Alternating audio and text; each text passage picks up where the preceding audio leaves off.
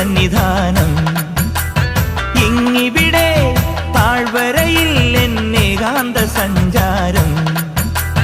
ശരണം ശരണം എൻ്റെ സ്വാമി, എൻ്റെ വിളിയൊന്നു കേൾക്കെൻ്റെ സ്വാമി. ഇരുമുടിയേൽക്കൂ സ്വാമി, എൻ്റെ പാദങ്ങൾ നോവുകയല്ലോ.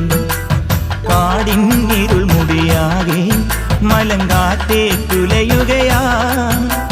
കാട്ടാനകളുടെ മേട്ടി കരിമ്പുലിയുടെ മൂളൽ കേട്ടു.